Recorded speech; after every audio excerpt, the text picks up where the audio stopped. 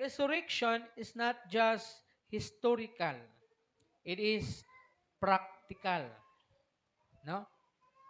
Unsa ang pagkabanhaw? Ang pagkabanhaw usa ka historical. Usa ka historical nga dili nimo pwede nga baliwalaon, dili pwede nga i-delete sa history. No? Kumbaga, kini siya nakalatid na o naka-record na. Bisan pag matapos o mahurot ang Bible og sunog, naagyapon ang istorya may tungod sa pagkabanhaw. Kita mo atong The Book of Eli ba na siya? Eli. The Book of Eli. No? Kana siyang movie. Usa kana siya ka movie nga action, no? Nga gibidahan ni Denzel Washington, kung wa ko masayo. Usa ka butah nga action star nga nag-act ana nga movie. Nga diin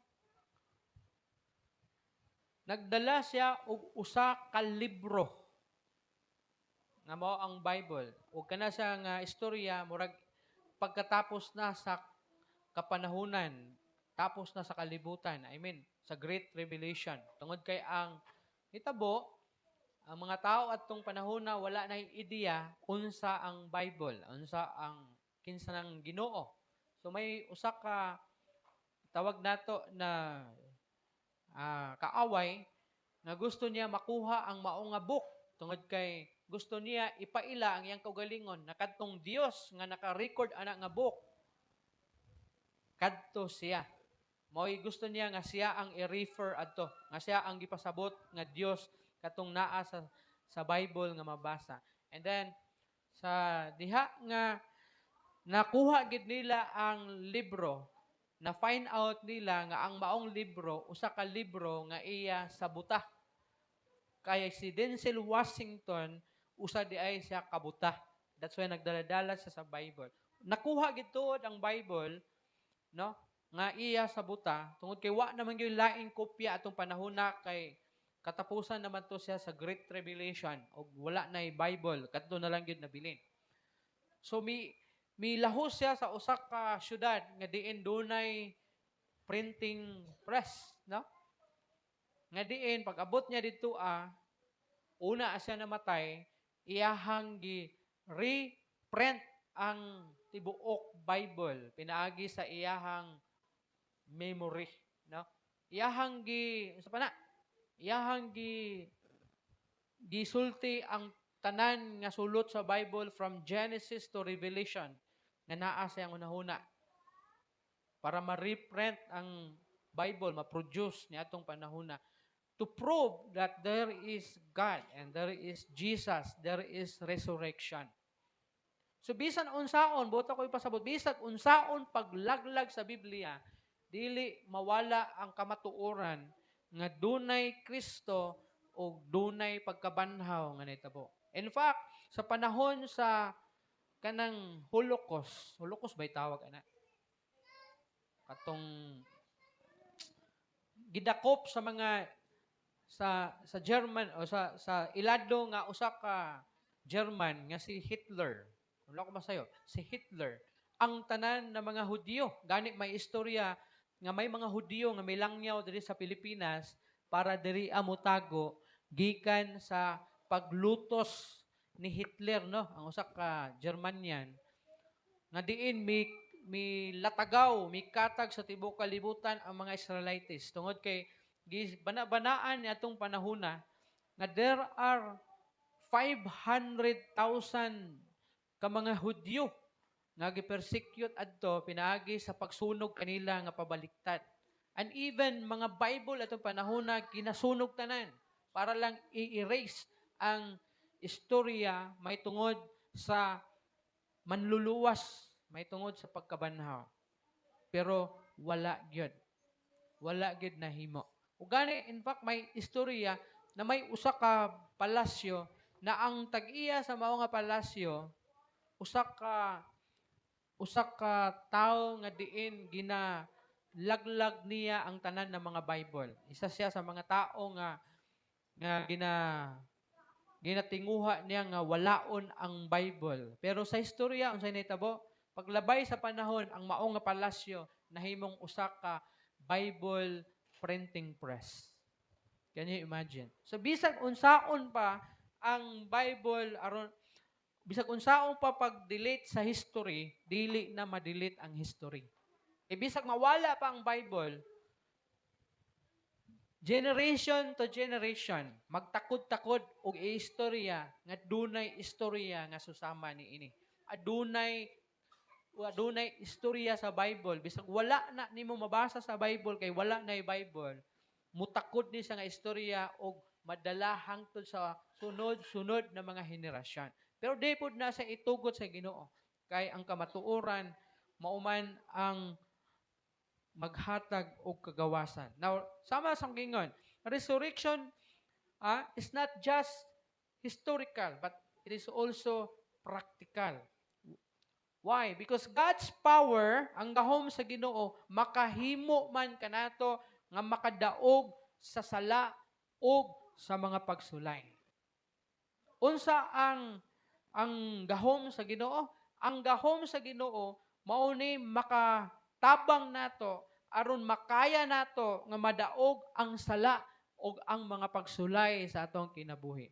Dili but pasabot nga nahimo kang Kristohanon dili nakakasala.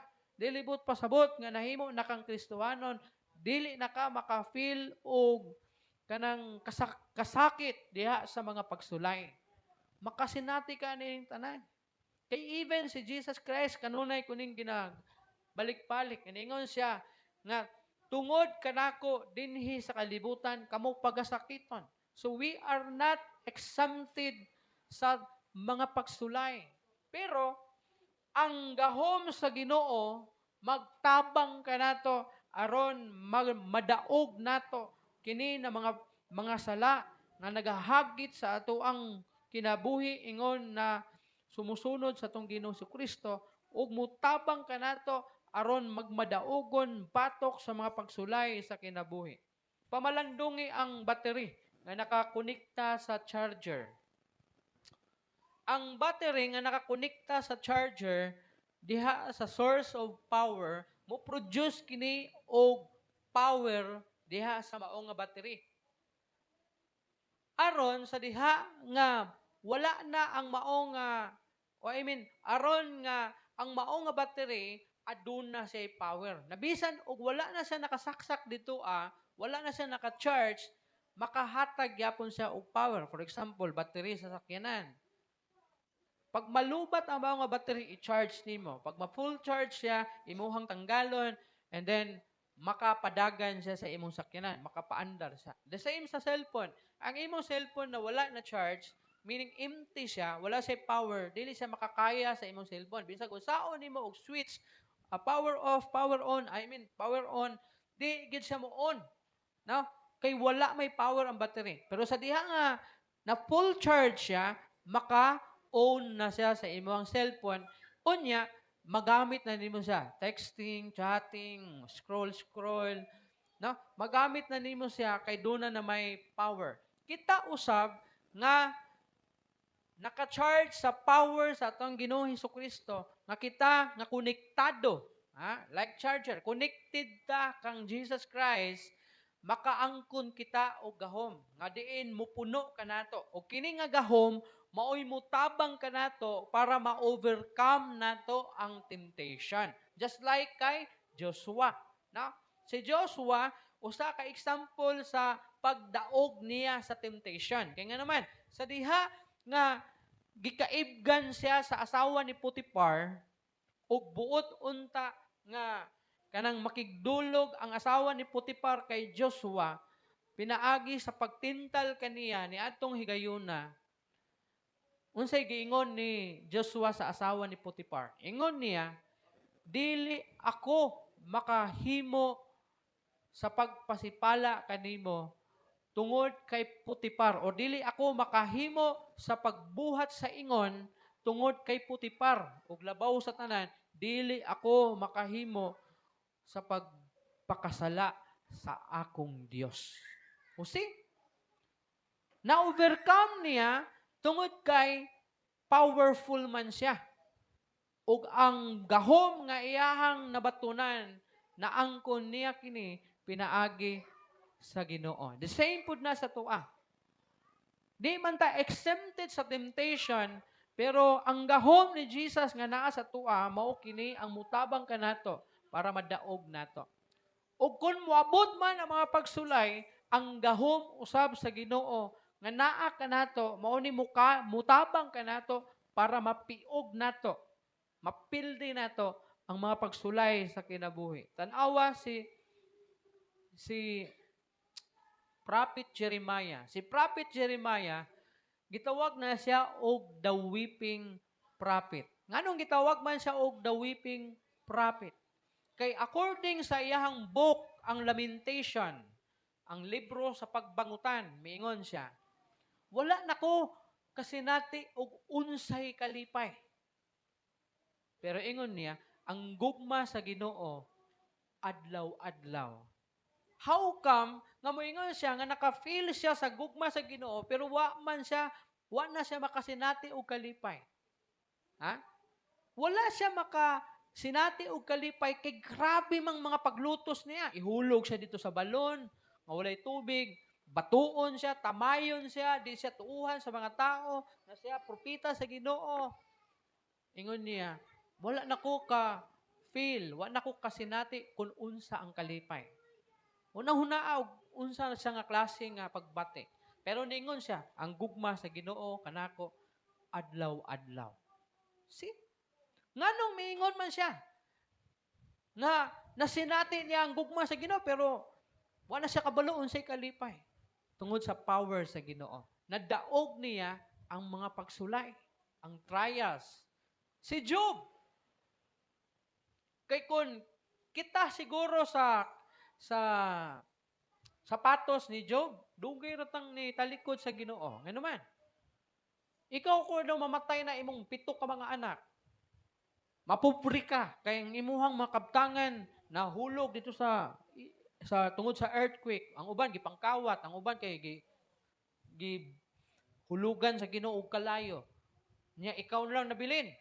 Unya pagkahuman, gitamay pigid kasi imong asawa kay gingnan ka nga tamayan na tungluhan na imong Dios kay nganong gibuhatan kanya sa ingon. Unya wa pa gid mohunong ang Ginoo. Sa diha nga bibiya na sa iyaha ang iyang asawa, siya na lang nagpadayon gyapon siya sa pag-alagad sa Ginoo. Unya gisulay na pud siya. Pinaagi sa paghatag kaniya og kabahong. Gikan sa iyahang lapalapa ngadto siyang alimpo, puno na kabahong. O gani ang iro magsunod-sunod sa iyaha, magtilap-tilap anang iyahang kabahong, no? Pero nihunong ba siya tungod sa mga pagsulay? Wa gid siya muhunong sa pag-alagad sa Ginoo. Gani wa gid sa kasala sa Ginoo. Kita adto basig gitunglo na nato ang Ginoo.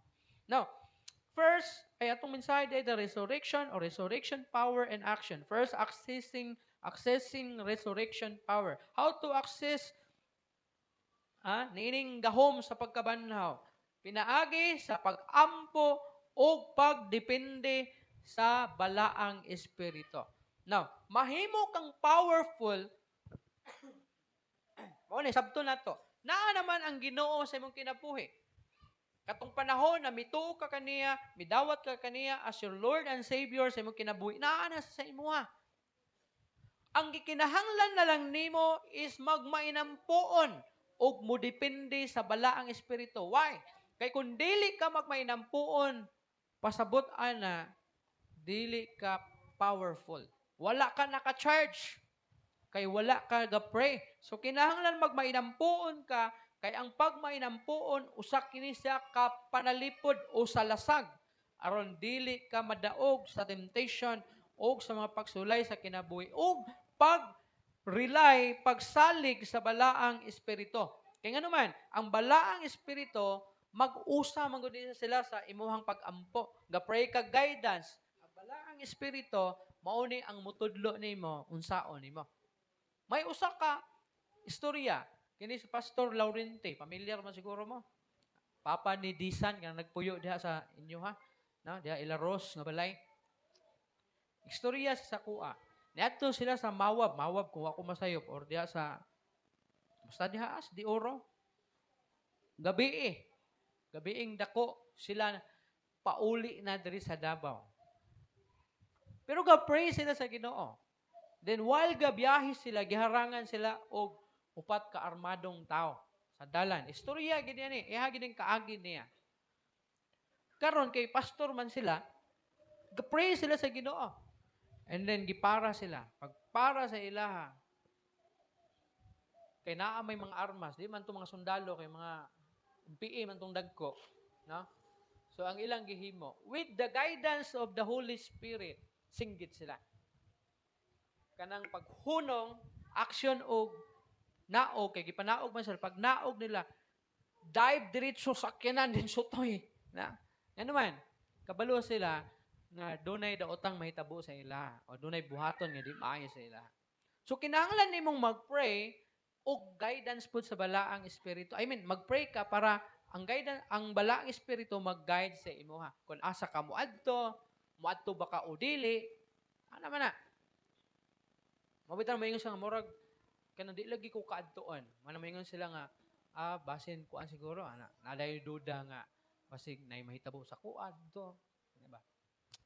That's the work of the Holy Spirit. And then obedience to God's word. Kinahanglan dili lang ka may nampuon o dili lang ka nagadepende sa balaang espiritu, gatuman pod ka sa kun unsa ang gisulti sa pulong sa Ginoo, no? Kay mahimo manggod bisag unsao pa natong basa ang Bible, bisag humanon pa nato ang Biblia cover to cover, from Genesis to Revelation, bisag pag ma-memorize nimo na tanan sulod ana, kung dili ka kabalo motuman, wala gyapon na say pulos, no? For example, ang Bible nag-ingon siya dira sa John 14:1, let not your heart be troubled, believe in me. Oh, let not your heart be troubled. Ayaw kamo kaguol. John 14:6 di ay. Salig kamo kanako, salig kamo sa Dios ug salig usab kamo kanako. John 14:1, ha? So, buot pasabot kung kana nga word niya, kung imong sabton, usa ka na siya kapasalig sa imuha, nga dili ka dapat mag-uol. Pero tungod kay dili man ka obedient sa word sa Ginoo, mo nang mag-uol ka.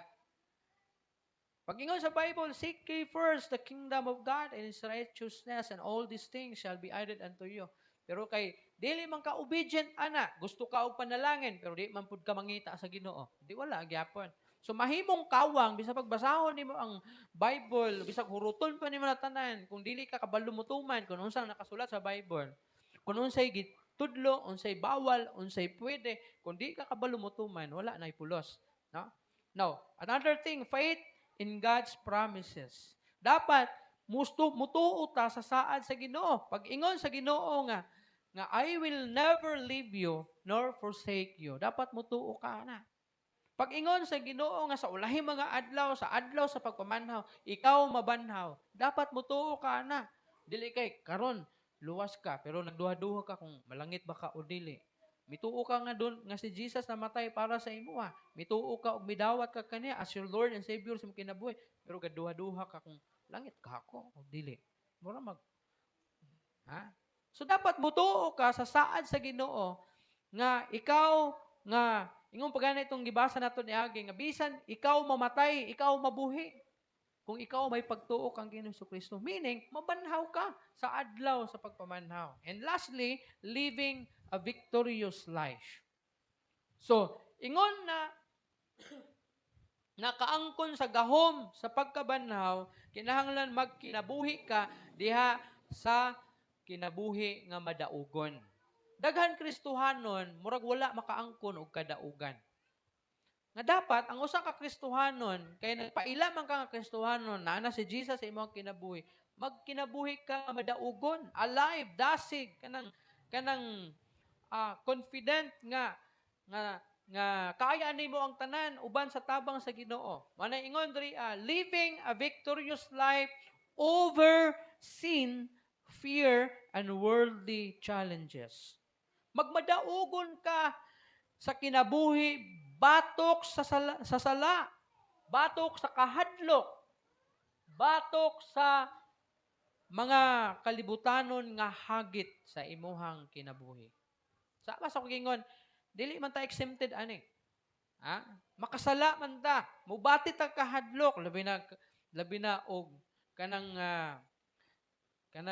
masakit ta, mubati ta kahadlok basig mamatay na siguro ko ani. Ha? Kung nakay balaan ka nga nakay cancer, murag di na siguro katulog siguro magunahuna ka, murag hapit ta siguro kung mamatay. Ha? Bati ka kahadlok.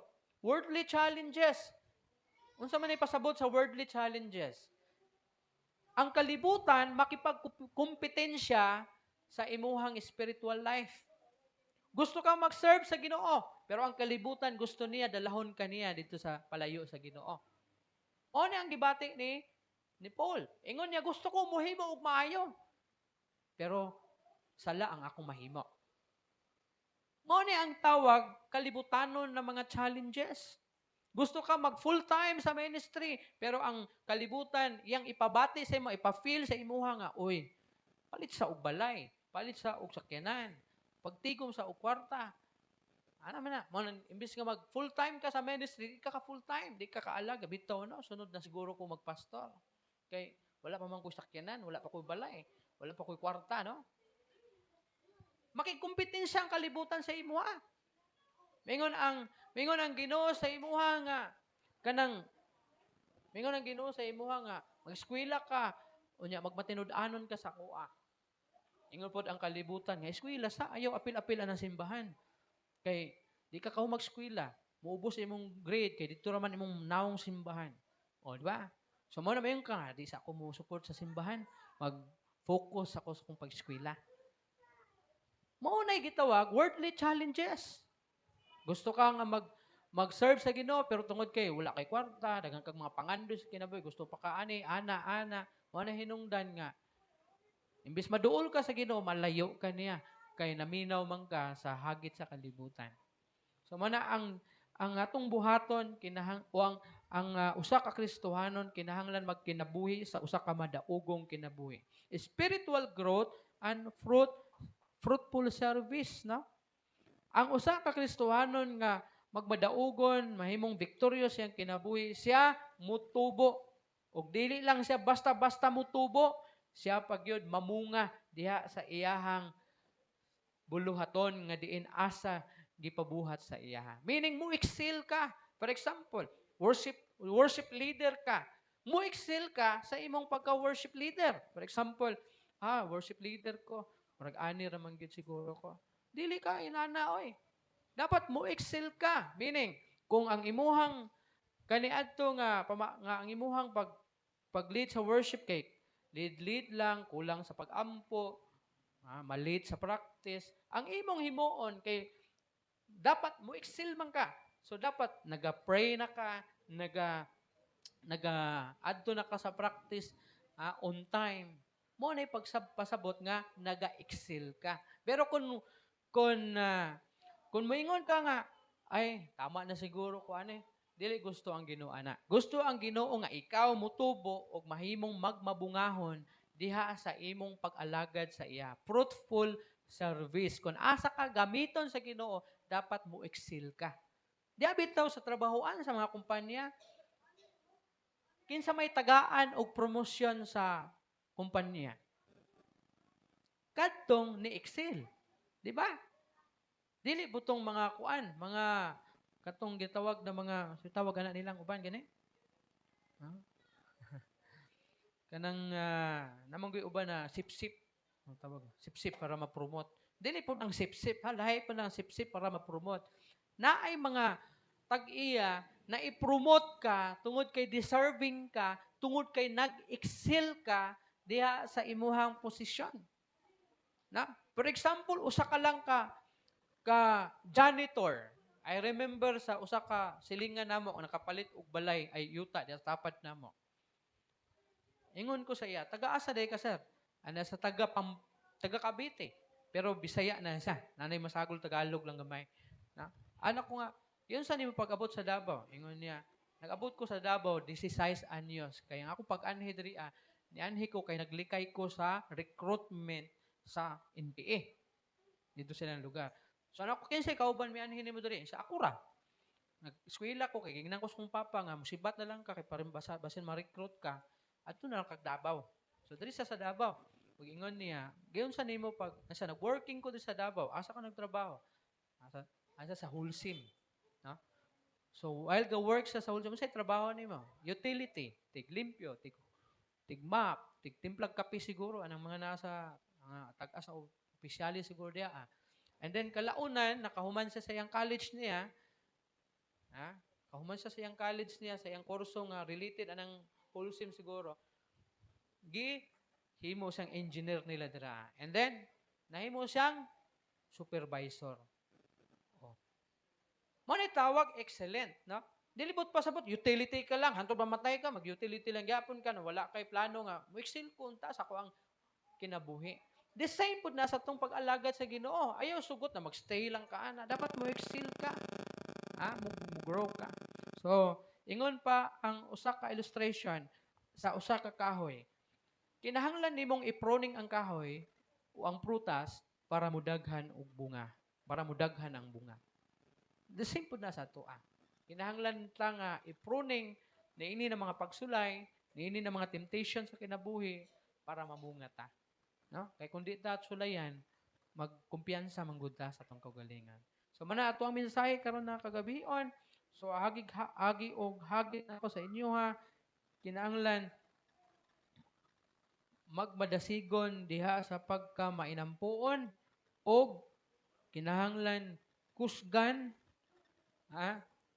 kusgan aron makabatok sa mga pagsulay sa kinabuhi og kinahanglan ikaw mamunga og daghan